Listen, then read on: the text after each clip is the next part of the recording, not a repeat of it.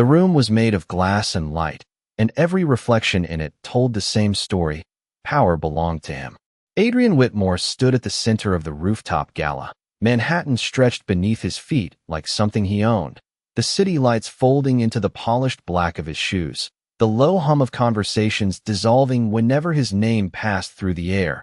And yet in the middle of all that control, there was one presence that didn't quite fit the symmetry of his world. She stood near the edge of the terrace, just beyond the reach of the main chandelier glow, her silhouette framed by the skyline. Quiet, still, unannounced, like she hadn't come to be seen at all. Nia Carter didn't belong to rooms like this, not by their standards. Her dress was simple, not tailored by any famous house, her heels worn just enough to tell a story of distance walked rather than distance chauffeured. But there was something about the way she held herself, chin steady, shoulders relaxed, like she carried a truth that didn't need approval. Adrian noticed her before he realized he was looking. It wasn't attraction, not at first. It was disruption, a detail out of place in a system that thrived on perfection. He watched as a server passed her, offering champagne, and she declined with a small shake of her head, her fingers brushing lightly against the glass tray as if acknowledging the offer but not needing it. The gesture was quiet, but it lingered. He didn't like things that lingered. He liked decisions, clean lines, outcomes he could measure. And yet, somehow, his feet moved before his thoughts settled, the distance between them closing with the ease of someone who had never been denied access to anything in his life. "You look like you took a wrong turn," he said, his voice low enough that it didn't carry, but firm enough that it didn't invite misunderstanding. She turned slowly, not startled, not impressed, just aware, her eyes meeting his with a calm that didn't mirror the room around them. "Or maybe I walked exactly where I meant to," she replied, her tone even, her words simple, but the way she held them made them land heavier than expected. Adrian studied her then, really studied her, the absence of performance in her posture, the lack of urgency to impress, and for a moment, something unfamiliar flickered in his chest, something he dismissed almost instantly. "This world," he said, gesturing lightly to the skyline, the glass, the people orbiting his presence, "isn't built for people who don't understand it." It wasn't cruel in his mind. It was factual. He dealt in facts, markets, numbers, outcomes. And she, to him, looked like uncertainty. Nia didn't react right away. Her gaze shifted briefly past him, toward the city, the wind catching a loose strand of her hair and brushing it across her cheek before she tucked it back with a small, controlled movement. "Maybe," she said, her voice softer now, but not weaker. "Or maybe some worlds are just too small to recognize what doesn't need them." There was no challenge in her tone, no anger, just a statement that didn't ask for validation. Adrian felt the edge of something he couldn't quite name press against his composure, and instead of examining it, he did what he always did. He shut it down. "You're not built for my world," he said, the words sharper this time, cleaner, final. It was the kind of sentence that ended conversations, that defined boundaries, that restored order. And for a second, the noise of the party seemed to dim around them, as if even the city itself paused to see how she would respond. Nia didn't argue. She didn't defend herself. She didn't try to prove anything. She simply looked at him, really looked, as if memorizing something, not his face, but the moment, the exact shape of the words he had chosen. Then she nodded once, slow, deliberate, like she had just received confirmation of something she already knew. "Then it's a good thing I'm not trying to be," she said. There was no bitterness in it, no regret, just clarity, and that was what unsettled him most. Because people who were rejected usually reached, explained, negotiated. She didn't. She turned away from him as easily as someone stepping out of sunlight into shade, her steps unhurried, her back straight, her presence dissolving into the edges of the room without leaving behind anything he could measure. Adrian watched her go for exactly 3 seconds longer than necessary before someone called his name from across the terrace, pulling him back into the gravity of his own world. He didn't follow her. He didn't ask who she was. He didn't think about her again. Or at least, that's what he told himself. The night continued the way nights like this always did. Deals whispered over drinks, alliances formed with practiced smiles, the city below glowing like proof that everything he had built was real, solid, untouchable. But somewhere between the last handshake and the final glass set down on a polished surface, a detail remained, small, almost invisible, like a fingerprint left on glass. And far below the rooftop, past the doormen and the black cars and the illusion of permanence, Nia Carter stepped onto the sidewalk alone. The cool night air pressing gently against her skin, her breath steady, her hands resting briefly over her abdomen in a gesture so subtle it could have been mistaken for nothing at all. She didn't look back. Not at the building. Not at the lights. Not at the man who had just told her she didn't belong. Because she already knew something he didn't. Some decisions don't end a story. They start one. And as the city carried on, unaware, two lives quietly shifted onto paths that would one day cross again, not under the same light, not under the same rules, but under a truth that neither of them could outrun. The city did not remember her, and that was exactly how she needed it to be. Morning came without ceremony, sunlight sliding between buildings and catching on glass in thin, sharp lines, the kind that revealed more than they warmed, and Nia Carter moved through it quietly, like someone who had learned how to exist without asking for space. The bus hissed as it pulled to a stop, its doors folding open with a tired sigh, and she stepped on with one hand gripping the rail, the other resting low against her abdomen again. Not out of fear, not out of uncertainty, but out of instinct, something protective, something grounding, something real. She took a seat near the window, the vinyl cool beneath her, and let her reflection blur into the passing streets, storefronts sliding by in muted colors, people moving in patterns that did not intersect with hers. The city had a rhythm, and she was no longer trying to match it. She had her own now. The memory of the rooftop lingered, not as pain, but as clarity, a line drawn clean and undeniable, a sentence that had closed one door without hesitation, without apology, and in that finality, something inside her had settled. She did not replay his words with anger. She did not reshape them into something softer. She let them stand exactly as they were, because truth, even when it cut, was easier to build from than illusion. Days turned into weeks, and weeks into months, and the world did what it always did. It kept moving, indifferent to the quiet decisions that changed lives in ways no one could see. Nia found work where work did not require explanation, where effort mattered more than background, where she could stand on her own terms without being measured against someone else's definition of worth. It was not glamorous. It was not easy, but it was hers. The apartment she moved into was small, the kind of space where every step could be heard, where the kitchen blended into the living room and the window looked out over a brick wall that caught the afternoon light, just long enough to remind her that the sun still found its way in. She did not decorate much. She did not need to. The quiet was enough. At night, when the city softened and the noise dropped into a distant hum, she would sit by the window with a cup of tea cooling in her hands, her fingers tracing the rim absent-mindedly, her thoughts not drifting backward, but forward, always forward, because there was something ahead of her now that demanded that direction. Doctor visits came and went, measured in weeks and numbers, and careful conversations spoken in calm voices that carried both reassurance and responsibility. And each time she left, there was a new weight to her steps, not heavier, but more defined, like she was walking with purpose instead of possibility. She kept the ultrasound printouts tucked in a drawer beside her bed, not displayed, not hidden, just placed where she could reach them when she needed to remind herself that what she was building was real. She did not tell anyone about him. There was no name spoken, no story shared, no explanation offered. It was not secrecy born from fear. It was silence chosen with intention, because some truths did not need an audience to be valid. Across the city, in offices lined with glass and steel, Adrian Whitmore's world expanded in ways that made headlines and filled rooms, his name carrying weight in conversations he did not even attend, his decisions shaping markets, his presence commanding attention without effort. He moved from meeting to meeting with the same precision he had always carried, his schedule mapped down to the minute, his life structured in a way that left no room for variables he could not control.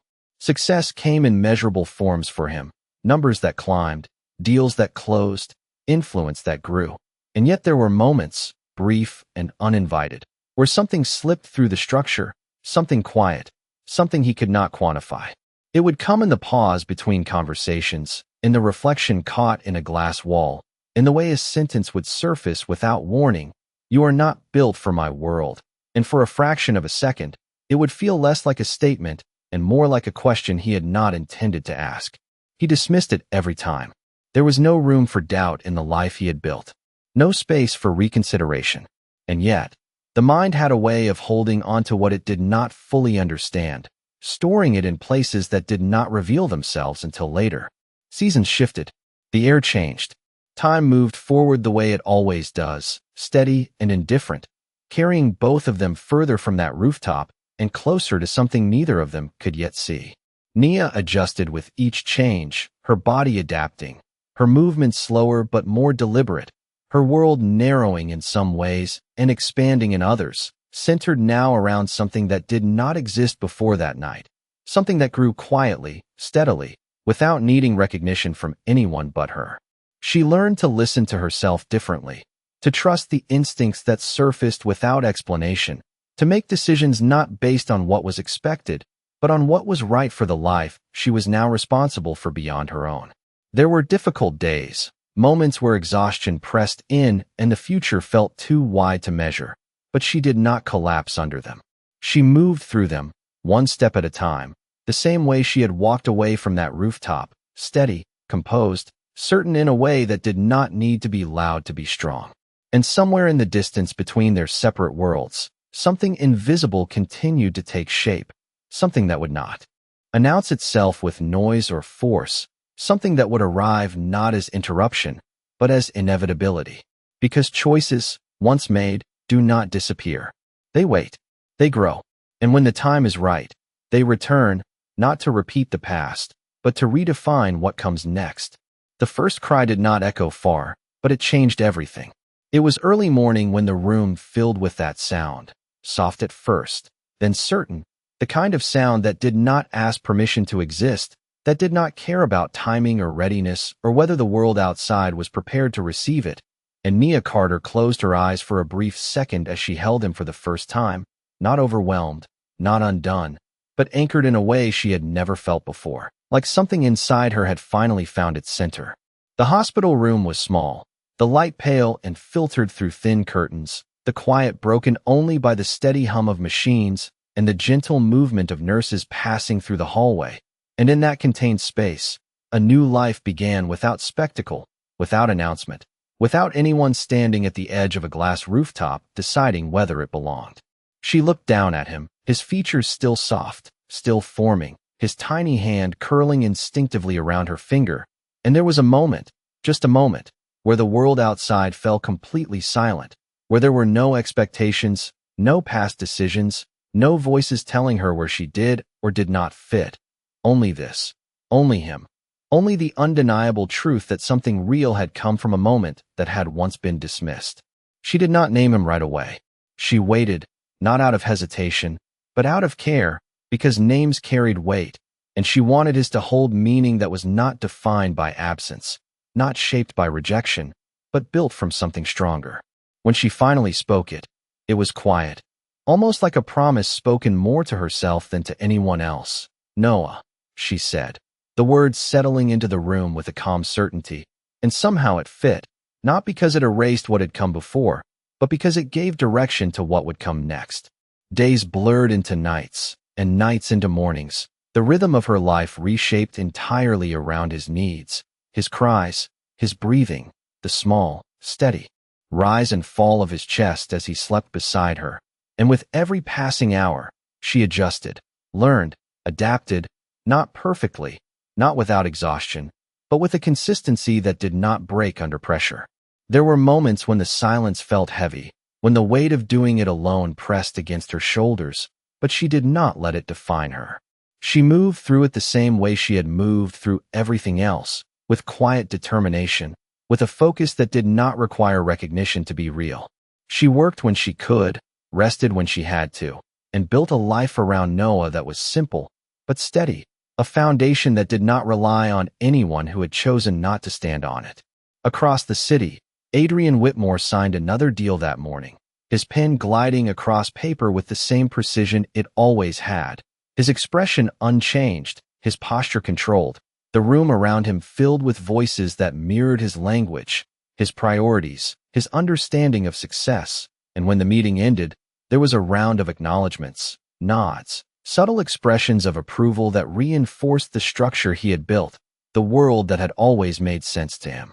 He walked back to his office alone, the glass walls reflecting his image from multiple angles, each one identical, each one confirming the same thing, that he was exactly where he was supposed to be, that everything was aligned, that nothing was out of place. And yet, as he set his jacket over the back of his chair and loosened his tie just slightly, there was a flicker of something, small and uninvited, that passed through his mind, not a memory in full, not a clear image, but a feeling, a pause, like a question that had never been fully answered.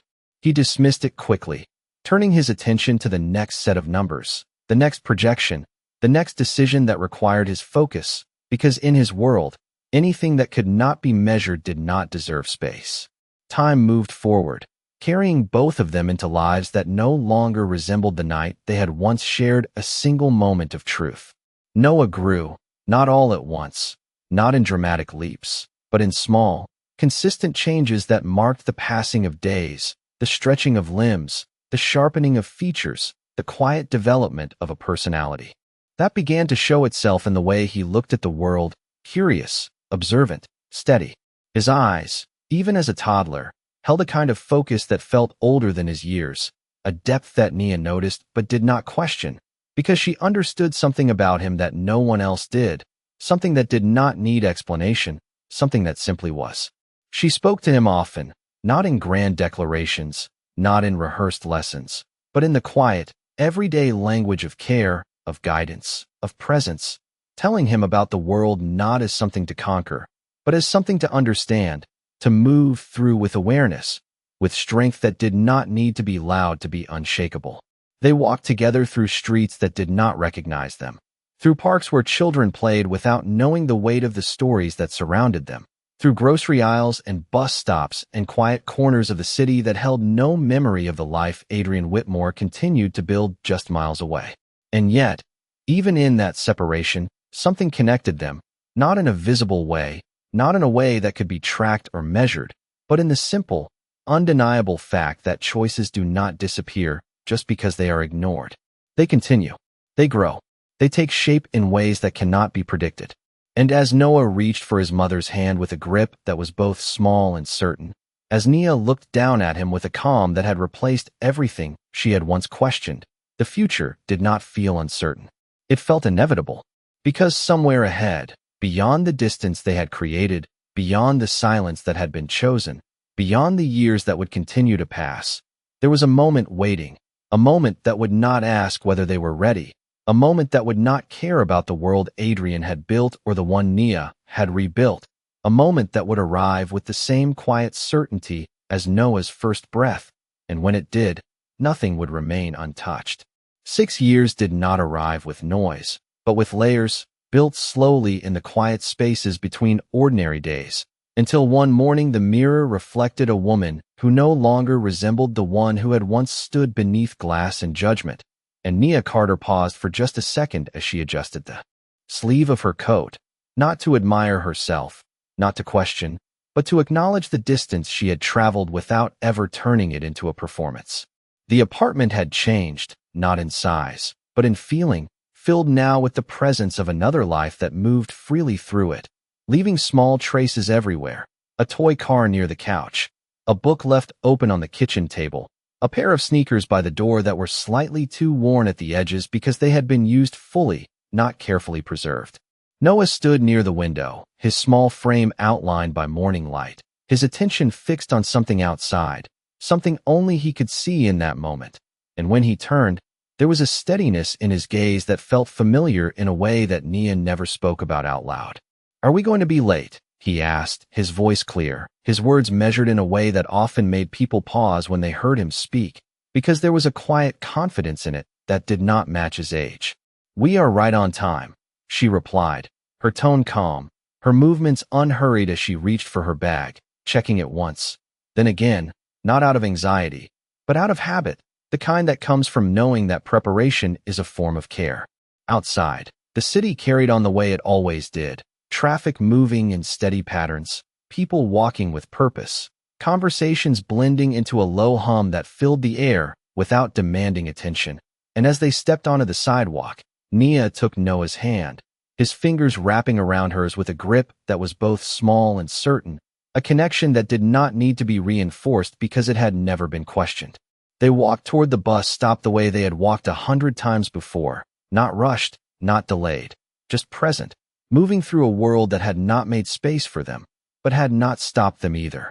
Across town, in a building that rose higher than most, Adrian Whitmore stood at the edge of a conference room, his reflection cast across a wall of glass that overlooked the river, the city stretching out beneath him in precise lines and measured distances, everything appearing exactly as it should be, controlled, structured, predictable. His assistant spoke behind him, outlining the details of the next meeting, the next acquisition, the next step in a sequence that had been planned months in advance. And he listened, not because he needed the information, but because listening was part of the process, part of maintaining the rhythm that had carried him this far. The Foundation Board wants your presence this afternoon, she added, her voice steady, professional. It is a community initiative, education-focused, local outreach. Adrian nodded once, a small acknowledgement that required no further discussion, because appearances mattered, and involvement in projects like that reinforced a narrative that aligned with the image he had built. He did not question whether he should go. He did not consider declining. It fit, and so it was done. The afternoon arrived with a shift in light, the sharp edges of morning softening into something warmer, something less defined, and the event space was modest compared to the environments Adrian usually occupied. A community center with polished floors and walls that held the marks of years of use, decorated with posters and artwork that spoke more of effort than perfection. Children moved through the room with energy that did not follow any structured pattern, their voices rising and falling without concern for order, and adults stood nearby, guiding, organizing, supporting in ways that were visible not through titles, but through presence. Adrian entered with the same composure he carried everywhere, his posture straight, his expression neutral, his awareness tuned to the space in a way that automatically assessed, categorized, understood. He was greeted, introduced, thanked before he had even fully taken in the room, his name carrying weight even here, even in a place that operated outside the systems he usually navigated. He responded with the same measured tone, the same controlled gestures, because consistency was part of his identity, part of what made him reliable, predictable, respected. But then something shifted, not loudly, not dramatically, just a subtle change in focus, like a lens adjusting to bring a different part of the frame into clarity. It started with a voice, small but distinct, asking a question that cut through the surrounding noise not because it was louder, but because it was precise. If you build something big, how do you know it matters? The boy asked, standing near the front of the room, his posture straight, his eyes fixed on Adrian with a directness that did not carry hesitation. The room quieted slightly, not completely, but enough for the question to settle, and Adrian turned toward the voice, his attention narrowing, his gaze finding the child who had spoken. There was something in the way the boy held himself, something in the way he waited for an answer without shifting, without looking away, something that did not align with what Adrian expected from someone his age. You measure impact, Adrian replied, his voice even, his answer immediate. Growth, reach, sustainability, the ability to create change at scale. It was the answer he had given many times, in many rooms, to many people, and it had always been accepted, always understood. But the boy did not nod. He did not accept it as complete. What if it only matters to one person? He asked, his tone unchanged, his expression thoughtful rather than challenging, as if he was genuinely trying to understand something beyond the surface of the response.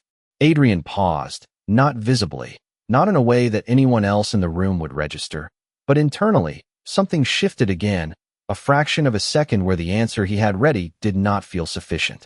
And then, without warning, without reason he could immediately identify, his gaze moved past the boy, drawn by something he had not yet seen, but somehow recognized before his mind caught up. Nia stood at the edge of the room, not in the center, not seeking attention, her posture relaxed, her presence steady, exactly as it had been years ago, and yet entirely different, because this time, She was not alone. Their eyes met for the first time in 6 years, and the noise of the room did not disappear, but it faded just enough to make the space between them feel defined, like a line drawn through time that had finally reached its other end. Adrian did not speak. Nia did not move. And in that suspended moment, something unspoken settled into place, not as a question, not as a possibility, but as a truth that had been waiting, patient and certain, for this exact point in time. The air in the room did not stop, but it shifted, like something invisible had stepped between the present and the past and refused to move aside. And Adrian Whitmore felt it before he could explain it, before logic could catch up to instinct, before the structure he had built around himself could organize what he was seeing into something manageable. Nia Carter did not look surprised. She did not step forward. She did not retreat. She simply stood there, her posture grounded, her expression calm, the same quiet strength he remembered, but deeper now, shaped by time, by experience, by something he had never taken the time to understand. And then there was the boy. Noah stood just a few feet in front of him, still waiting, still holding on to the question he had asked, his small frame steady, his eyes moving between Adrian and Nia without confusion, without urgency, as if he already understood that something important was happening, even if he could not yet name it. Adrian's answer never came. Not fully. The words he had started with dissolved before they could settle, replaced by something far less certain, far less controlled, and for the first time in a long time, he did not know how to proceed. Noah, Nia said gently, her voice cutting through the moment with quiet clarity. Give us a second. The boy looked at her, then back at Adrian, studying him for just a fraction longer than most children would, before nodding once and stepping back toward a nearby table where other kids were gathered, his movements unhurried, his attention shifting, but not completely leaving the space behind him. The room resumed around them, conversations picking back up, footsteps crossing the floor, the low hum of activity returning as if nothing had changed, and yet everything had. Adrian took a step closer, not enough to close the distance entirely, but enough to acknowledge that distance existed in the first place. Nia, he said, her name unfamiliar in his voice after so many years, like something that had been stored away and was now being used again without rehearsal. She held his gaze, not with resistance, not with warmth, just with presence. Adrian, she replied, her tone even, the same way she had spoken to him before, unchanged in its steadiness. There was no accusation in her voice, no visible resentment. And that, more than anything, unsettled him. Because he understood confrontation. He understood conflict. He knew how to respond to anger, to negotiation, to emotion that demanded reaction. But this quiet, controlled composure, offered him nothing to push against. I did not expect to see you here, he said, the sentence simple, insufficient, but the only one that formed without sounding calculated. I did not expect to be seen, she answered, not as a deflection, but as a truth that carried weight without effort. Adrian glanced briefly toward Noah, watching the way the boy interacted with the others, how he listened before speaking, how he observed before moving, and something in his chest tightened, not sharply, not painfully, but with a pressure that did not belong to anything he could categorize. He asked a good question, Adrian said, his voice quieter now, less performative, less structured. Nia followed his gaze, her expression softening just slightly, a shift so small it could have been missed if someone was not paying attention. He asks what matters to him, she said. He does not measure it the way the world does. Adrian nodded, but the gesture felt incomplete, like agreement without understanding.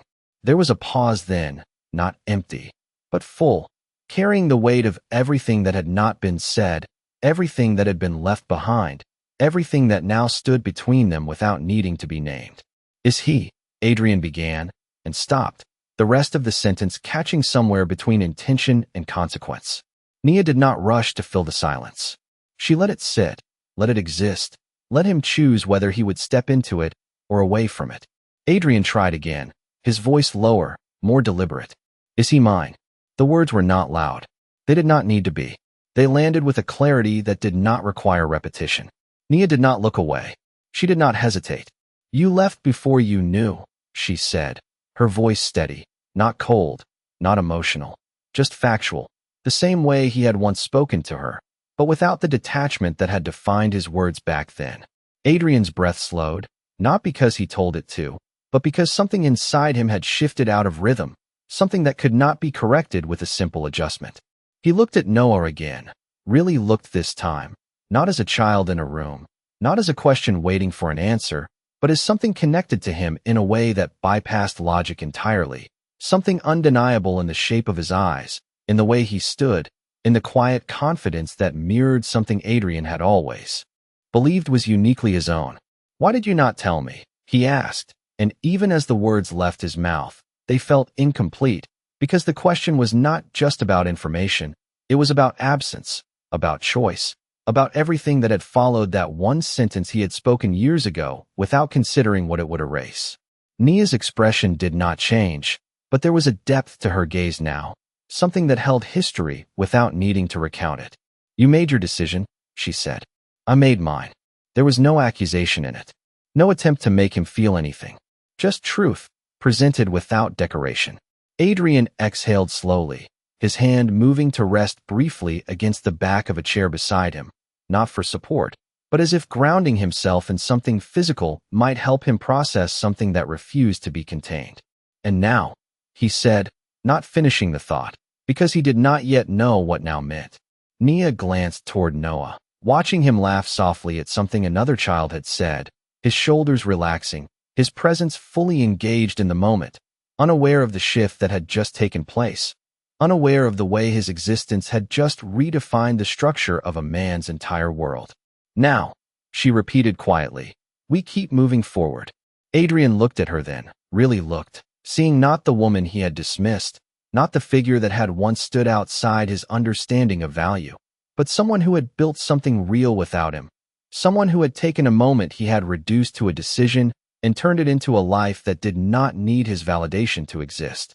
And for the first time, the world he had built, the one made of glass and control and measurable success, felt incomplete in a way he could not ignore, not because it was lacking in scale, but because it had never accounted for something like this, something that could not be quantified, something that did not follow the rules he had spent years mastering. He did not reach for Noah. He did not step closer. He did not claim anything, because something in him understood, even if he could not fully articulate it yet, that this was not a moment he could control, not a situation he could resolve with a decision or a strategy. This was something else, something earned, something that would require more than presence to rebuild. And as the room continued around them, unchanged to everyone else, Adrian Whitmore stood in the one place where control no longer applied, facing a truth that had arrived without permission, and realizing that for the first time in his life, the most important thing in front of him was something he had no idea how to measure. The noise of the room returned fully, but for Adrian Whitmore, it no longer sounded the same. Conversations blended into something distant, laughter softened into a background rhythm that did not reach him, and even the polished structure of the event felt less defined, like the edges of his world had been blurred by a truth he had not prepared for. He stood there for a moment longer after Nia's words settled, his gaze shifting once more toward Noah, who now sat cross-legged on the floor with a small group of children, listening more than speaking, his expression focused in a way that felt familiar in a place Adrian had never thought to look before. There was something unsettling about recognition when it arrived without permission, something that bypassed logic and went straight to instinct. And for the first time in years, Adrian did not trust the systems he had built to interpret what he was feeling. "He does not know," Adrian said quietly, his voice measured but lacking the certainty it usually carried, his eyes still fixed on the boy. Nia followed his gaze, her posture unchanged, her presence steady, like she had already walked through every version of this moment before it happened. "He knows what he needs to know," she replied, not evasive, not defensive, simply drawing a boundary that did not require explanation. Adrian nodded slowly, though the motion felt incomplete, as if agreement required understanding he had not yet reached. "And what is that?" he asked, turning back to her, not challenging, but searching, his voice carrying something unfamiliar, something closer to humility than authority. Nia met his gaze without hesitation. "That he is loved," she said. The simplicity of the answer landed heavier than anything more complex could have, cutting through the layers of structure Adrian had spent years building, reaching a place he rarely examined because it did not operate on measurable terms. He exhaled quietly, his hand slipping into the pocket of his coat, not as a gesture of control, but as a way to anchor himself in something physical while everything internal shifted. "And me," he said after a pause, the words slower now, deliberate. "What does he know about me?" Nia did not respond immediately. She looked at him, really looked, as if weighing not the question itself, but the intention behind it, the difference between curiosity and responsibility, between presence and commitment. "Nothing," she said finally, her tone even, not harsh, not soft, just honest. Adrian absorbed that without interruption, without argument, because something in him recognized that he had not earned the right to expect more than that. The room continued around them, but the distance between them felt more defined now, not as separation, but as something that needed to be crossed with intention, not assumption. "I want to change that," Adrian said, the sentence quiet, almost careful, as if he understood that volume would not make it more valid. Nia's expression did not shift dramatically, but there was a subtle tightening in her gaze, not resistance, not rejection, but awareness. "Wanting is easy," she replied. "Consistency is not." Adrian gave a small nod, the truth in her words landing without resistance. Because for the first time, he was not looking for a way around a problem, not searching for leverage or advantage, but standing in front of something that required something different from him entirely. "Tell me what that looks like," he said. There was no demand in his voice, no expectation of immediate acceptance, just a request that acknowledged he did not know the answer. Nia glanced once more toward Noah, watching him as he leaned forward, explaining something to another child with a quiet patience that made her lips soften just slightly at the edges. "It looks like showing up," she said. "Not once. Not when it is convenient. Not when it fits your schedule. It looks like being there when no one is watching." Adrian listened, not interrupting, not reframing her words into something more comfortable, because he understood that this was not a negotiation, not a situation he could control with language. "And if I do that," he asked, his voice steady but lower now, "what happens then?" Nia turned back to him, her gaze direct, her tone unchanged. "Then maybe, over time, he will know who you are," she said. "But that is not something you get to decide. He does." The clarity of that settled between them, removing any illusion of control, any assumption that this could be resolved with intention alone. Adrian looked down briefly, not out of defeat, but in thought, his mind adjusting, recalibrating, trying to understand a structure that did not follow the rules he had spent his life mastering. When he looked back up, there was something different in his expression, not dramatic, not fully formed, but present.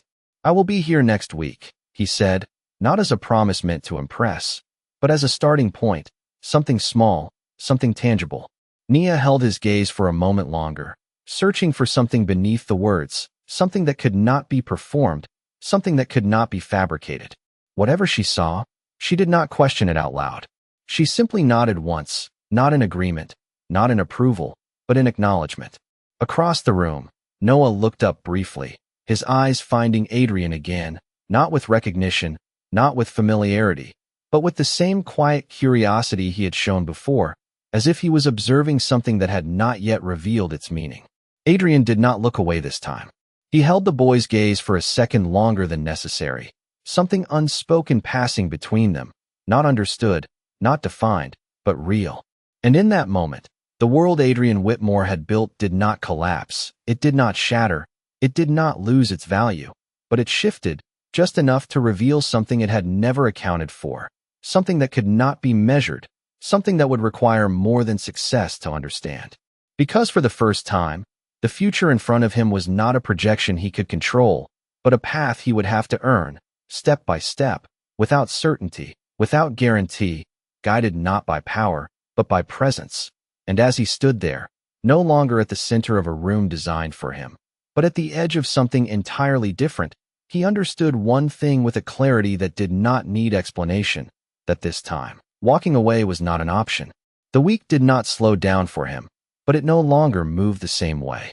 Meetings still filled his calendar, numbers still lined his screens, voices still spoke to him with the same respect they always had, but There was a shift beneath all of it, something quiet and persistent that did not align with the rhythm he had mastered. Adrian Whitmore found himself noticing things he used to ignore, the length of a pause between conversations, the way silence carried more weight than words when it was not filled immediately, the difference between being present and simply being there. It was subtle, almost invisible to anyone watching him, but to him, it was constant.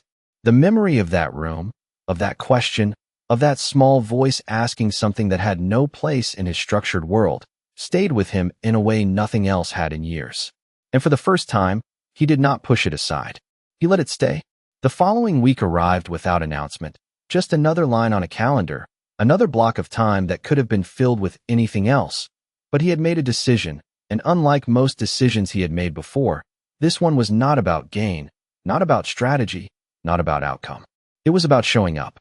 The building looked the same when he returned, the same worn steps leading up to the entrance, the same glass doors that reflected the street behind him instead of the skyline above, the same quiet hum of activity that did not revolve around him or recognize him as its center. This time, he did not wait to be introduced. He did not stand at the edge expecting attention. He stepped inside without announcement, his presence blending into the space rather than reshaping it. A few people glanced at him, some recognizing him, others not, but no one stopped what they were doing, and for the first time, that absence of reaction did not feel like a loss of control. It felt like something else, something closer to honesty. He moved through the room slowly, not searching, not scanning, just observing, letting his eyes adjust to the details he had missed before, the way children gathered in small clusters, the way adults spoke with patience instead of urgency, the way the entire space operated without the need for structure he could define. And then he saw him. Noah sat at a table near the back, a book open in front of him, his posture slightly leaned forward, his attention fixed, his finger tracing a line across the page as he read. Silently, lips moving just enough to form the words without sound. Adrian paused, not stepping closer right away, not interrupting, just watching, allowing the moment to exist without forcing himself into it. There was something grounding about it, something that required no performance, no introduction, no explanation, just presence. Noah turned the page slowly, his brow tightening slightly in concentration, and then, as if sensing something without being told, he looked up. Their eyes met again, but this time, the moment did not carry the same weight of surprise. It was quieter, steadier, like a continuation instead of a collision. Noah studied him for a second, not with recognition, but with curiosity, the same kind he had shown before, but now it lingered a little longer, as if he was trying to place him somewhere in a pattern that had not yet formed. Adrian took a step forward, then another, closing the distance with a pace that felt intentional rather than automatic. "What are you reading?" he asked, his voice lower than usual, not because he was trying to sound different, but because the space required it. Noah glanced down at the book, then back up. "It is about bridges," he said, his tone clear, straightforward. "How they are built so people can get from one side to another." Adrian nodded slightly, his gaze shifting briefly to the page, diagrams and lines mapping out structures designed to hold weight, to connect spaces that would otherwise remain separate. "Do you like it?" Adrian asked. Noah shrugged lightly, not dismissive, just honest. "I like understanding how things work," he said. "If you know how something is built, you know if it is strong." The words settled deeper than they should have, simple, but carrying something that extended beyond the page, beyond the book, beyond the conversation itself. Adrian exhaled quietly, not visibly, but enough that something inside him shifted again, aligning in a way that felt unfamiliar but not unwelcome. "That makes sense," he said. There was a pause then, not uncomfortable, not forced, just open, and for once, Adrian did not rush to fill it. He stood there, letting the moment breathe, letting the space exist without shaping it into something else. Noah looked back down at his book, his focus returning to the page, but not completely, a small part of his attention still aware of the man standing across from him. "Are you going to stay?" Noah asked after a moment, his voice casual, as if the question was not heavy, not important, just something to be answered. Adrian did not answer immediately, not because he did not know, but because he understood now that answers mattered less than actions, less than consistency, less than what would follow after the words. Yes, he said finally. The words simple, but grounded in something that felt more solid than anything he had said in a long time. Noah nodded once, accepting the answer without questioning it further, without testing it, without needing proof in that moment. He simply returned to his book, as if the conversation had been enough. Across the room, Nia watched without interrupting, her presence as steady as it had always been, her eyes moving between them with a calm awareness that did not interfere, did not guide, did not control. She did not step in. She did not speak, because this was not her moment to shape. It was theirs to build. And Adrian, standing there in a space that did not belong to him, speaking to a child who did not yet know him, felt something settle into place that no boardroom, no deal, no achievement had ever given him. Not control, not power, but something quieter, something earned. And for the first time, he understood that building something that mattered was not about scale, not about reach, not about numbers that could be measured and displayed. It was about showing up when it counted, about staying when it was easier to leave, about becoming someone who could be relied on without needing to prove it in words. Because bridges were not built in a single moment. They were built piece by piece, with patience, with consistency, with the understanding that strength did not come from how fast something was constructed, but from how well it could hold when weight was placed upon it. And as Adrian Whitmore stood there, no longer at the center of a world that bent to his decisions, but at the beginning of something that would require more than anything he had ever given before, he realized that this time, the only way forward was not through control, but through presence, one step, one moment, one quiet decision at a time. The second week did not feel like a test, but it revealed more than the first ever could. Adrian Whitmore arrived earlier this time, not out of habit, but out of intention, stepping into the building before the main activity had fully settled into place. The morning light still stretching across the floors in long, quiet lines, the air carrying that brief moment of calm before movement filled every corner. He did not announce himself. He did not check his phone. He simply stood there for a second, taking in the space as it existed without him, letting the absence of control feel less foreign than it had before. In his world, time was measured in outcomes, in efficiency, in forward motion that never paused long enough to reflect. Here, time moved differently. It expanded. It allowed space for things to form naturally, without being forced into structure. And he was beginning to understand that difference. Noah was already there when Adrian walked in, seated at the same table, though this time there was no book in front of him. Instead, pieces of a small model bridge were spread out across the surface, thin wooden beams, connectors, a set of instructions partially folded to the side, as if they had already served their purpose. The boy's fingers moved carefully, placing each piece with attention, not rushing, not hesitating, just focused in a way that suggested he trusted the process more than the outcome. Adrian approached slowly, his steps quieter now, not because he needed to be silent, but because he had learned that presence did not need to be announced to be felt. "You are building it yourself," Adrian said, his voice steady but softer than it once would have been.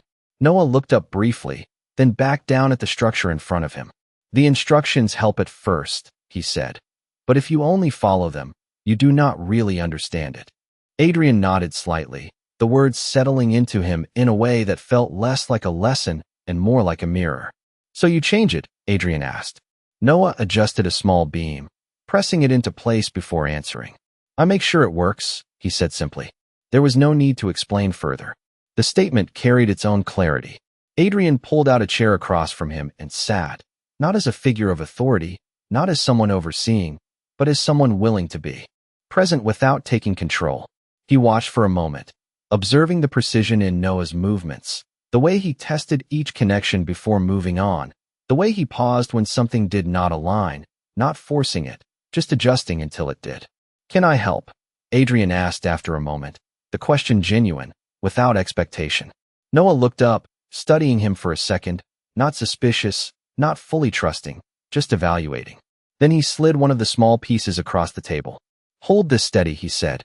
Adrian took it carefully, his fingers adjusting to the small scale, the unfamiliar task, the lack of immediate instruction. He held it in place while Noah worked, the two of them moving in quiet coordination, no need for extra words, no need for direction beyond what was necessary. And for the first time in a long time, Adrian was not thinking about the next step, the next outcome, the next decision. He was simply there. Across the room, Nia watched again, her presence consistent, her attention measured, not intervening, not guiding, but aware of every shift, every small change in the dynamic that was unfolding. She noticed the way Adrian did not rush, the way he adjusted without frustration when a piece slipped, the way he allowed Noah to lead without trying to take over. It was subtle, but it mattered. Time passed without either of them tracking it, the structure on the table slowly taking form, each connection adding stability, each adjustment reinforcing the design. When they finally stepped back, the bridge stood complete, small but solid, its shape simple but intentional. Noah tapped one of the beams lightly, testing it, watching how it responded. "It holds," he said, not as a question, but as a confirmation. Adrian looked at it, then at Noah, a small nod following. "It does," he replied. There was a pause then, the kind that did not need to be filled, the kind that allowed the moment to settle fully before moving on. "Why do you come here?" Noah asked suddenly, his tone neutral, curious, not confrontational. Adrian did not answer immediately, not because he did not have an answer, but because he understood now that answers required honesty, not convenience. "Because I want to be here," he said finally. Noah tilted his head slightly, considering that. "People usually come because they have to," he said. Adrian allowed a small breath to leave him, something close to a quiet acknowledgement of truth. "I used to be that way," he said. "I went where I was expected, where things made sense, where I could control what happened." Noah looked at him, his expression thoughtful. "And now?" he asked. Adrian glanced briefly at the bridge, then back at the boy. "Now I am learning to stay where it matters," he said. The words did not sound rehearsed. They did not sound like something designed to impress. They sounded like something still being understood, still being built, piece by piece, just like the structure in front of them. Noah nodded once, not fully accepting, not rejecting, just storing the information, the same way he approached everything else, with patience, with observation, with time. "You can come next week too," Noah said after a moment, his tone casual, as if he was offering something small, something simple, something that did not carry weight beyond the surface. But Adrian understood. He understood that this was not permission. It was an opening. And openings, unlike opportunities in his world, were not guaranteed to stay open if they were not respected. "I will," Adrian said, his voice steady, not promising more than he could give, but not less either. Noah gave a small nod, then turned back to the table, adjusting one last piece on the bridge, ensuring it sat exactly where it needed to be. And as Adrian sat there, in a room that did not measure him by titles or outcomes, holding on to a moment that could not be quantified, he felt something settle deeper than before, something that did not replace the world he had built, but added to it in a way he had never considered. Because for the first time, he was not building something for recognition, not creating something to be seen, but contributing to something that mattered in a way that did not need to be announced. And as the afternoon light shifted across the floor, casting longer shadows that moved slowly with the passing of time, Adrian Whitmore understood that this process, this quiet, steady, unmeasured process, was not about proving anything. It was about becoming someone who no longer needed to. The third week did not arrive quietly. It carried weight, not from expectation, but from repetition, from the kind of consistency that begins to reveal intention. Over time, and Adrian Whitmore felt it the moment he stepped out of his car and looked at the building ahead, no longer unfamiliar, no longer separate from his routine, but not yet something he fully understood. The air was cooler that morning, a light wind moving through the street, brushing against his coat as he walked toward the entrance without hesitation, without checking his watch, without calculating how long he would stay or what he would gain from it, because for the first time in a long time, time itself was not something he was trying to control. Inside, the room was already alive with motion, voices overlapping, chairs shifting, small footsteps echoing across the floor, and yet his attention moved past all of it with a quiet focus that had nothing to do with business, nothing to do with performance, only with presence. Noah was not at the table this time. Adrian paused, his gaze scanning the room, not with urgency, but with awareness, noticing details he would have missed weeks ago, the arrangement of chairs, the way sunlight filtered through the high windows, the patterns of movement that defined this place without needing structure. Then he heard it, a voice, clear, steady, not raised, but certain, coming from near the front of the room where a small group of children had gathered around a whiteboard. Noah stood there, a marker in his hand, explaining something, not loudly, not trying to command attention, but holding it naturally, his words measured, his posture grounded. "If you do not balance both sides, it will collapse," Noah said, drawing a simple diagram, lines connecting points that formed a basic structure, his explanation direct, focused, unforced. Adrian watched from a distance, not stepping in, not interrupting, allowing the moment to unfold without inserting himself into it. There was something different about seeing him like this, not just observing, not just questioning, but leading in his own quiet way, not seeking approval, not performing for recognition, simply sharing what he understood. And in that moment, Adrian felt something shift again, deeper this time, something that was no longer unfamiliar, but not yet comfortable either. It was recognition, not just of similarity, but of connection, something that did not need to be proven, something that existed regardless of whether it was acknowledged. Noah finished his explanation and stepped back, handing the marker to another child without hesitation, without lingering, his attention moving on as if what he had done did not require acknowledgement. Adrian waited until the group dispersed before stepping closer, his pace steady, his presence intentional but not imposing. "You explained that well," Adrian said when Noah noticed him, his voice calm, genuine. Noah looked up, his expression neutral at first, then slightly more open, not quite a smile, but something close. "It is simple if you see it right," he replied. Adrian nodded, glancing briefly at the diagram still on the board, the lines clean, the structure clear. "Not everyone sees things that way," Adrian said. Noah considered that for a moment, then shrugged lightly. "Then they should look longer," he said. The answer was simple, but it carried a kind of quiet certainty that Adrian recognized, not because it matched his own approach, but because it challenged it in a way he had not expected. They moved back toward the table together, not as strangers now, but not yet as something defined, just two people sharing space, learning the shape of something that was still forming. "Did you build something today?" Adrian asked, taking a seat without waiting to be told, but also without assuming it would be accepted. Noah sat across from him, pulling a small box closer. "Not yet," he said. "I was thinking about it first." Adrian leaned back slightly, studying him, the patience in that statement, the willingness to pause before acting, something that stood in contrast to the way Adrian had always operated. "Thinking is part of building," Adrian said. Noah nodded, opening the box and sorting through the pieces inside, his movements methodical, his attention focused. "If you build too fast, you miss things," he said. Adrian did not respond immediately. He let the words settle, not analyzing them, not reframing them, just allowing them to exist as they were. Around them, the room continued its steady rhythm, voices rising and falling, movement constant but not chaotic, and for once, Adrian did not feel the need to separate himself from it, to stand above it, to control it.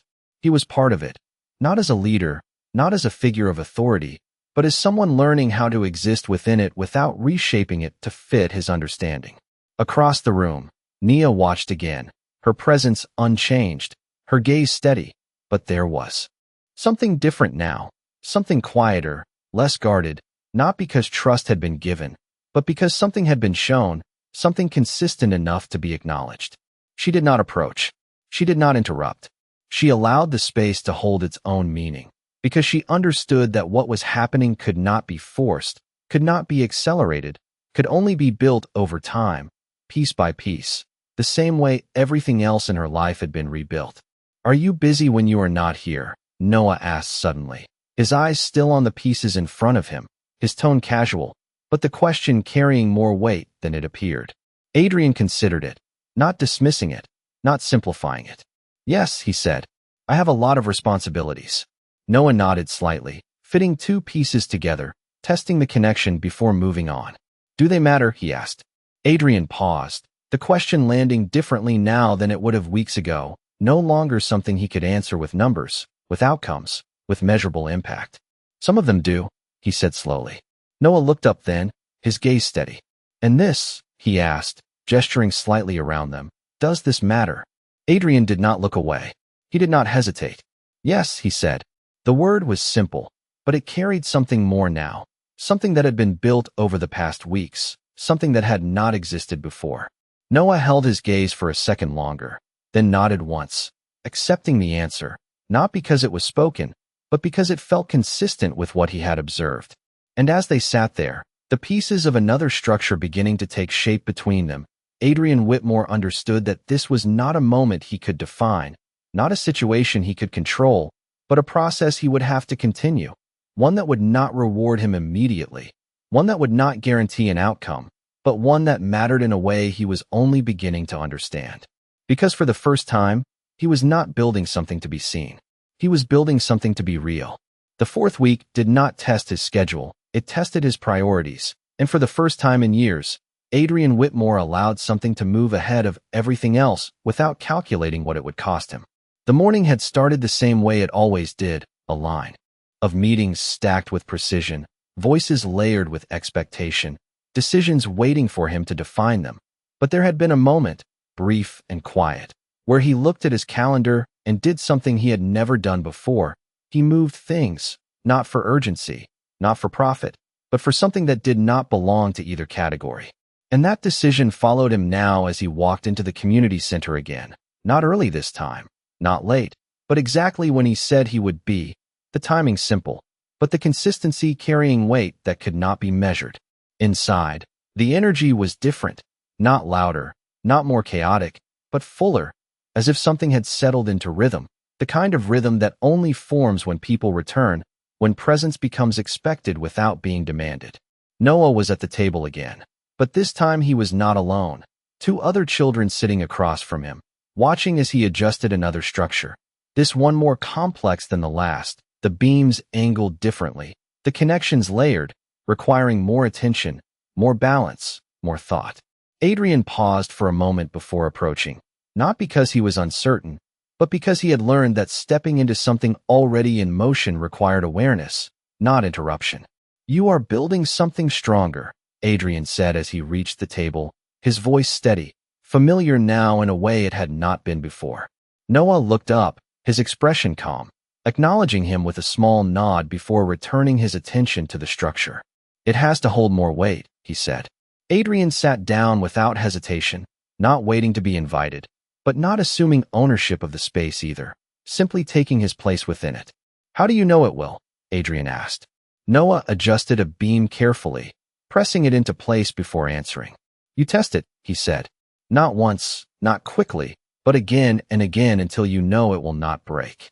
The words settled between them with a quiet precision, and Adrian felt something shift again, something deeper this time, because he understood now that this was not just about what they were building on the table, it was about everything else that could not be seen. He reached forward, steadying a piece without being told, his movements more natural now, less calculated, more aligned with the rhythm Noah had already set. They worked in silence. For a while, the kind of silence that did not need to be filled, the kind that allowed understanding to form without forcing it into words. Across the room, Nia moved through her own routine, speaking with other parents, organizing materials, her presence integrated into the space in a way that did not require attention to be felt. She glanced over occasionally, not watching closely, not monitoring, just aware, the same way she had always been. But there was something different now, something quieter, something that did not carry the same guarded edge it once had. She had seen enough to know that this was not temporary, not performative, not something that would disappear when it became inconvenient. It was something being built, slowly, deliberately, without shortcuts. "Can I ask you something?" Noah said suddenly, his hands still working, his focus not shifting away from the structure. Adrian nodded slightly. "You can ask me anything." Noah paused, not because he was unsure, but because he was choosing his words carefully. "Why did you not come before?" he asked. The question was direct, not emotional, not accusing, just clear, and it landed with a weight that could not be avoided. Adrian did not answer immediately. He looked at the structure in front of them, at the way each piece connected, at the way the design depended on every part being where it needed to be, and for a moment, he understood the question in a way that had nothing to do with explanation and everything to do with truth. Because I did not know how, he said finally, his voice steady, not defensive, not avoiding responsibility, just honest. Noah looked up then, his gaze steady, searching not for perfection, but for consistency. You know now, he asked. Adrian met his eyes without hesitation. I am learning, he said. There was no certainty in the answer, no promise of perfection, just a commitment to the process, to the act of continuing even without knowing exactly where it would lead. Noah held his gaze for a moment longer, then nodded once, accepting the answer not because it was complete, but because it was real.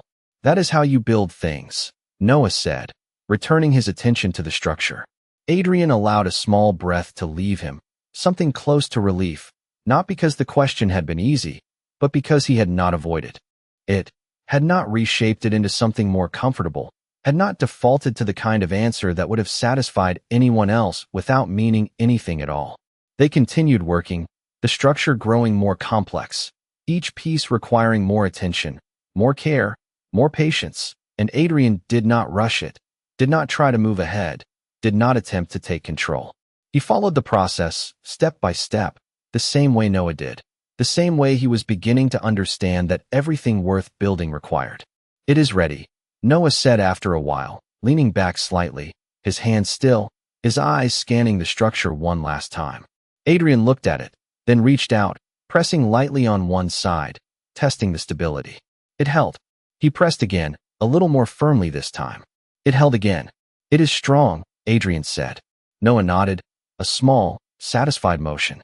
Because it was built right, he replied. The words settled deeper than before, not as instruction, but as confirmation, something that extended beyond the table, beyond the room, beyond the moment itself. Adrian sat back, his gaze shifting briefly across the space, taking in the movement, the voices, the life that existed here without needing validation, and for the first time, he did not feel separate from it. He felt part of it, not as someone who owned it, not as someone who controlled it, but as someone who had chosen to be present within it, consistently, intentionally, without expectation of return. And as the afternoon light shifted again, casting longer shadows across the floor, Adrian Whitmore understood something with a clarity that did not need to be spoken, that this process, this slow, steady, unmeasured process, was not about fixing what had been lost, not about rewriting the past, but about building something new, something that could hold the weight of truth, something that could stand not because it was perfect, but because it was real, and for the first time, that was enough. The fifth week did not begin with certainty. It began with disruption, the kind that did not announce itself loudly but shifted everything underneath the surface, and Adrian Whitmore felt it before he understood it, standing in a conference room where the air was tighter than usual, the voices sharper, the expectations heavier, because something had gone wrong, not catastrophically, not publicly, but enough to require his full attention. Numbers did not align, projections slipped, a deal that had been certain now carried risk, and for the first time in a long time, the structure he had relied on showed a fracture, small, but undeniable. His team looked to him the way they always did, waiting for direction, for control to be re-established, for certainty to return, and Adrian responded the way he always had, calm, precise, measured, guiding the conversation back into order, assigning solutions, adjusting timelines, restoring the system piece by piece. It was automatic. It was practiced. It was what he knew. But beneath that, something else moved, something quieter, something that did not belong to this room, something that pulled his attention not away from the problem, but towards something he had chosen to prioritize differently. The meeting ran longer than expected, time stretching past the boundaries he had set earlier in the week, the clock moving forward without regard for anything outside the immediate need to resolve what had shifted. And for the first time, Adrian felt the tension of choice not as strategy, but as something more personal, something that did not calculate easily. He glanced once at the time, then again, not out of habit, but because it mattered now in a way it never had before. The room continued, voices still active, solutions still forming, but Adrian made a decision, not abrupt, not disruptive, but clear. Continue without me, he said, his tone steady, his authority unchanged, but his direction unexpected. There was a brief pause, a flicker of confusion, but no one questioned it, because he had built a system that could function even in his absence. He stepped out of the room without hesitation, the door closing behind him with a quiet finality that marked something more than the end of a meeting. The city outside moved as it always did, traffic flowing, people crossing streets, the rhythm unchanged, but Adrian's pace was different now, not rushed, not frantic, just focused in a way that had nothing to do with business, nothing to do with control. When he reached the community center, the afternoon was already in motion, the sounds familiar now, the environment no longer something he observed from the outside, but something he stepped into with intention. Inside, the room carried its usual energy, but there was something else beneath it, something quieter, something that required attention to notice. Noah sat at the table, but he was not building. The pieces were there, spread out in front of him, but untouched, his hands resting still, his gaze fixed on the structure they had worked on the previous week. Adrian slowed as he approached, sensing the shift before he fully understood it. "Something is different," Adrian said softly as he reached the table, not as a question, but as an observation.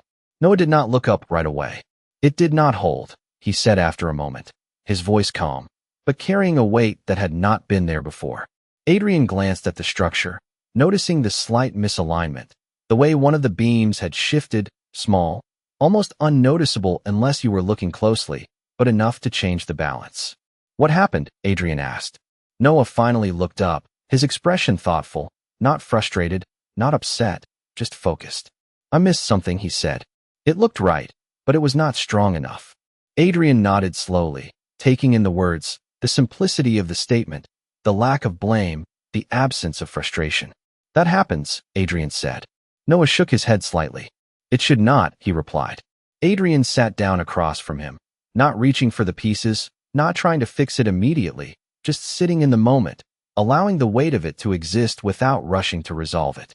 "Sometimes it does," Adrian said, "even when you do everything you think is right." Noah looked back at the structure, his fingers brushing lightly against one of the beams. "Then you did not understand it enough," he said. The words were not harsh. They were not critical. They were simply true in the way Noah understood truth, without decoration, without comfort. Adrian felt the statement settle deeper than expected, not as a correction, but as a reflection, something that extended beyond the table, beyond the structure, beyond the moment itself. "So what do you do now?" Adrian asked. Noah did not answer immediately. He studied the structure, his eyes moving slowly across each connection, each point of tension, each place where something had not aligned the way it needed to. "You take it apart," he said finally. Adrian glanced at him, then back at the structure. "All of it?" Adrian asked. Noah nodded once. "If one part is weak, you cannot fix it from the outside," he said. "You have to rebuild it." The room continued around them, but the space at the table felt quieter, more focused, like everything else had stepped back to allow this moment to settle fully. Adrian reached forward, not to fix, not to adjust, but to gently remove one of the pieces, placing it to the side. Noah followed, his movements steady, deliberate. No hesitation, no regret, just action aligned with understanding. Piece by piece, the structure came apart, not destroyed, not discarded, but reset. Each element returned to its starting point, ready to be rebuilt with a deeper understanding than before. Across the room, Nia watched, her expression unreadable to anyone who did not know her. But there was something in her gaze now, something that recognized not just the process, but the choice behind it, the willingness to start over, not because it was easy, but because it was necessary. Adrian did not rush. He did not try to speed the process. He followed Noah's lead, allowing the rhythm to guide him, allowing the silence to hold meaning, allowing the act itself to become the focus rather than the outcome.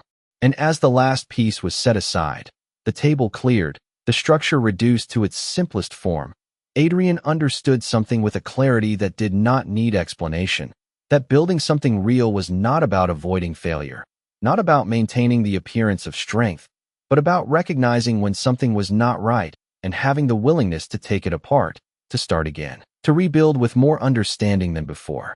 Noah looked at the empty space on the table, then at Adrian, his expression steady. "Now we do it again," he said. And Adrian nodded, not because he was being told, but because for the first time, he understood that this was not just about building something that would hold. It was about becoming someone who would not walk away when it did not. The pieces lay scattered across the table, no longer forming anything recognizable, just fragments waiting for intention. And for the first time, Adrian Whitmore did not see failure in that space. He saw possibility, not the kind he used to calculate, not the kind tied to projections and outcomes, but something quieter, something rooted in understanding rather than control. Noah did not rush to begin again. He sat there for a moment, looking at the pieces as if they were speaking to him, as if each one carried information he needed to notice before he moved forward. Adrian stayed still, resisting the instinct that had defined him for years, the urge to act, to fix, to restore structure immediately. Instead, he watched, allowing the silence to stretch, allowing the process to lead rather than forcing it into motion. "Where do we start?" Adrian asked finally, his voice low, not directing, but inviting. Noah did not look up right away. He picked up one of the beams, turning it slowly in his hand. "Not where we ended," he said. Adrian nodded slightly, the words settling into place with a weight that extended beyond the table. "So where then?" Adrian asked. Noah placed the piece down carefully, aligning it with another, not connecting them yet, just positioning them, as if mapping something out before committing. "Where it was strongest," he said. Adrian leaned forward slightly, his attention focused, not analyzing, not strategizing, just present. "And how do you know that?" Adrian asked. Noah looked up then, his gaze steady, clear. "Because that part did not break," he said.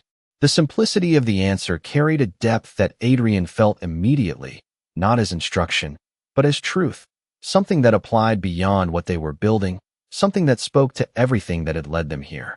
He reached for a piece, placing it next to the others, not connecting it yet, just aligning it the way Noah had done, following the process instead of trying to lead it.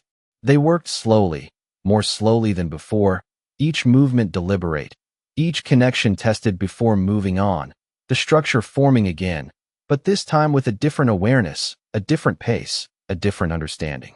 Around them, the room continued its rhythm, voices rising and falling, movement steady, but at the table, time felt different, not slower, but more intentional, like each second carried more meaning than it had before. "You did not leave," Noah said suddenly, his voice quiet, not looking up from what he was doing. Adrian paused for a fraction of a second, then continued placing the piece in his hand. "No," he said simply. Noah nodded once, as if confirming something to himself. "Most people leave when something does not work," he said. Adrian did not respond immediately. He considered the statement, not defensively, not dismissively, but honestly, because he knew it was true, not just in this room, but in the life he had lived before this, in the decisions he had made without fully understanding what they would cost. "I used to," Adrian said finally. Noah glanced up, his expression neutral, but attentive. "What changed?" he asked. Adrian looked at the structure taking shape between them, at the way each piece now carried more intention, more care, more understanding than before. "I realized that leaving does not fix anything," Adrian said. Noah held his gaze for a moment longer, then nodded, not as agreement, but as acknowledgement, the kind that did not need to be spoken to be understood. They continued working, the structure growing again, stronger this time, not because it was different, but because they were, because the process had changed, because the understanding behind each movement had deepened.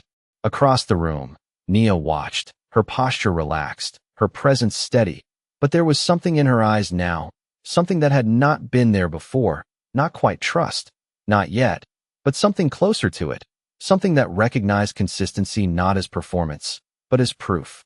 She had seen people try before, seen effort that faded when it was no longer convenient, seen intentions that did not last beyond the moment they were spoken. But this was different. This was quiet. This was steady. This was not about being seen. This was about staying. "Hold that," Noah said, sliding a piece toward Adrian. Adrian took it without hesitation, steadying it as Noah connected another beam, their movements aligning without instruction, without correction, just a shared understanding that had formed over time. The structure rose again, not quickly, not perfectly, but solidly, each connection holding, each adjustment reinforcing what had been learned. When they finished, Neither of them stepped back right away. They both looked at it, not testing it immediately, not rushing to confirm its strength, just observing it, allowing the moment to settle fully before moving on. "It is better," Noah said after a moment. Adrian nodded, his gaze still on the structure. "It is," he replied. There was a pause then, the kind that carried weight, not because something was missing, but because something had been added, something that could not be seen but could be felt.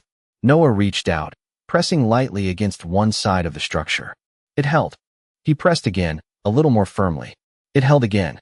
He looked at Adrian, his expression calm, but there was something new in it now, something that had not been there before. "You can stay longer if you want," Noah said.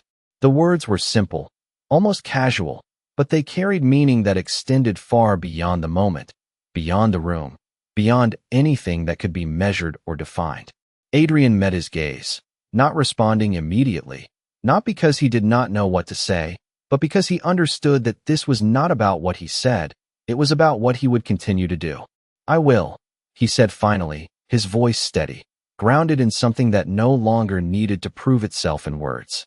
Noah nodded once, accepting the answer, not because it was spoken, but because it matched what he had seen, what he had experienced, what had been built over time, piece by piece.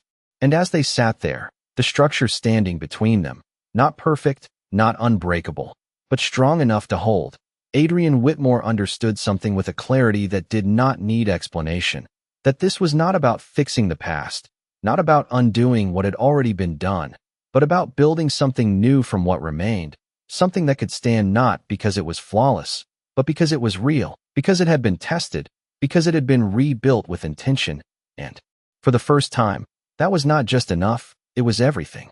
The room did not mark the moment, but something had settled into place that could not be undone. The structure on the table stood quiet and steady, not perfect, not untouched by the process that had shaped it, but complete in a way that did not depend on appearance, only on truth, and Adrian Whitmore found himself looking at it longer than necessary, not because he was measuring it, but because he understood now that it represented something far beyond what it was made of. Noah reached out and tapped one of the beams again, lighter this time, not testing, just acknowledging, his small gesture carrying a quiet satisfaction that did not need to be spoken. "It holds," he said, not as a conclusion, but as a recognition of what had been built. Adrian nodded, his gaze still steady. "It does," he replied, and the words carried more meaning than they had the first time they had said them together, because now they were not just describing the structure, they were describing everything that had led to it. The afternoon light shifted slowly across the floor, stretching longer now, softer, the edges of the day beginning to blur into evening, and the room around them moved at a gentler pace. Conversations quieter, movements less urgent, as if everything understood that something had changed, even if it could not name it. Noah gathered a few of the remaining pieces, placing them back into the box with the same care he had used to build, his actions unhurried, his attention steady, and then he looked up at Adrian, his expression calm, but clearer than it had ever been before. "You stayed," Noah said. Adrian met his gaze without hesitation. "I said I would," he answered. Noah considered that for a moment, then nodded once, not questioning, not testing, just accepting, the kind of acceptance that is not given lightly, but earned through consistency, through presence, through time. "You can come again," Noah said after a pause, his tone simple, but the meaning behind it unmistakable, not permission, not obligation, but something closer to invitation, something that extended beyond a single moment into something that could continue. Adrian allowed a small breath to settle in his chest, not relief, not triumph, just recognition. "I will," he said again, and this time, the words did not feel like a promise he needed to prove. They felt like something that had already begun to take shape. Across the room, Nia stepped closer, not abruptly, not intrusively, just enough to enter the space they had created without breaking it. Her presence as steady as it had always been, but her gaze softer now, not because everything had been resolved, but because something had been shown, something consistent enough to be acknowledged without needing to be declared. "It looks strong," she said, her voice calm as she glanced at the structure, then at Noah, then at Adrian, her eyes moving between them with a quiet understanding that carried more weight than any words could have. Noah nodded slightly. We built it again, he said. Nia's lips curved just enough to suggest a small smile. Something subtle, something earned. That is how things last, she replied. Adrian looked at her then. Really looked, not at the woman he had once dismissed, not at the figure he had failed to understand, but at someone who had built a life without him, who had raised a child with clarity and strength, who had never needed him to become who she already was. There was no apology spoken between them, no dramatic acknowledgement of the past, because both of them understood that what mattered now was not what had been said years ago, but what was being done now, consistently, without interruption, without performance. The silence between them was not empty. It was full, carrying everything that did not need to be repeated, everything that had already shaped the present, everything that would continue to influence what came next. We are leaving soon, Nia said after a moment, her tone even, not dismissive, not inviting, just factual, the same way she had always spoken when it came to the boundaries she had set. Adrian nodded once, not questioning, not extending beyond what was given. I understand, he said. Noah stood, closing the box fully, his movements deliberate, then stepped closer to Nia, his hand finding hers with the same certainty it always had, the connection between them unshaken, unchallenged, complete in a way that did not require explanation. He glanced back at Adrian briefly, not as a test, not as a question, just a look that held something new, something that had been built over time, something that did not need to be defined yet to be real. Next week, Noah said simply. Adrian met his gaze, steady, grounded. Next week, he echoed. And with that, Nia turned, guiding Noah toward the door, their steps unhurried, their presence moving through the room with the same quiet strength that had always defined them, not seeking attention, not leaving anything behind, just continuing forward. Adrian did not follow immediately. He remained where he was for a moment longer, the structure still in front of him, the room still moving around him, but everything felt different now, not because the world had changed, but because he had. The glass towers, the boardrooms, the systems he had built, they still existed. They still held value. They still defined a part of who he was, but they were no longer the only measure of it. Because now, there was something else, something that could not be measured in numbers or influence or scale, something that required time, patience, consistency, something that demanded presence over power, understanding over control. He stepped away from the table slowly, not leaving it behind, but carrying what it represented with him, something unseen but undeniable, something that would not disappear when he walked back into the world he knew, but something that would shape the way he moved within it from this point forward. Outside, the evening air was cooler, the city lights beginning to rise again, reflections forming on glass surfaces that once defined his entire understanding of success. And for a moment, Adrian Whitmore stood there, not at the top of anything, not above anyone, just in the middle of a world that felt larger than it had before, because now he understood that fate was not something you controlled from a distance, not something you shaped through decisions made in isolation, but something that changed you the moment you chose to stay, to rebuild, to become someone who did not walk away when it mattered most. And as he stepped forward into the evening, there was no need to look back, because for the first time, he was exactly where he was supposed to be.